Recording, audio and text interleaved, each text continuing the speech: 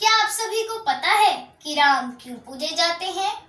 राम इसलिए नहीं पूजे जाते कि उन्होंने कौशल्या की कोख से जन्म लिया था।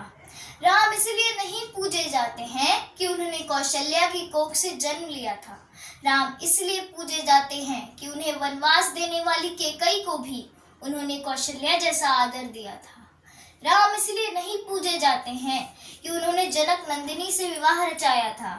राम इसलिए नहीं पूजे जाते हैं कि उन्होंने जनक नंदिनी से विवाह रचाया था, बल्कि राम इसलिए पूजे जाते हैं कि उन्होंने समाज द्वारा ठुकराई गई स्त्री अहिल्या को भी देवी कहकर बुलाया था।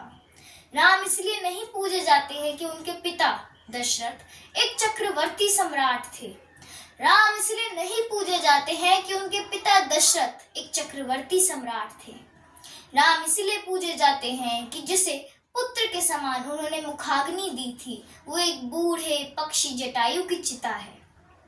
राम इसलिए नहीं पूजे जाते हैं कि उन्होंने सोने की लंका जीती थी। राम इसलिए नहीं पूजे जाते हैं कि उन्होंने सोने की लंका जीती थी। राम इसलिए पूजे जाते हैं कि अपनी मातृभूमि के लिए, अपनी अयोध्या के लिए उन्होंने अपने बाहुबल से जीती लंका को भी छोड़ दिया था। राम इसलिए नहीं पूजे जाते हैं कि उन्होंने रावण की नाभि में तीर मारा था। राम इसलिए नहीं पूजे जाते हैं कि उन्होंने रावण की नाभि में तीर मारा था, बल्कि राम इसलिए पूजे जाते हैं कि उसी विद्वान रावण से जीवन की शिक्षा प्राप्त करने के लिए उन्होंने उसके चरणों में लक्ष्मण को बिठाया था। राम इसलिए नहीं पूजे जाते कि वे भगवान थे। राम इसलिए नहीं पूजे जाते कि वे भगवान थे। राम इसलिए पूजे जाते हैं कि उन्होंने अपना जीवन एक मर्यादा पुरुषोत्तम की तरह जिया था। धन्यवाद।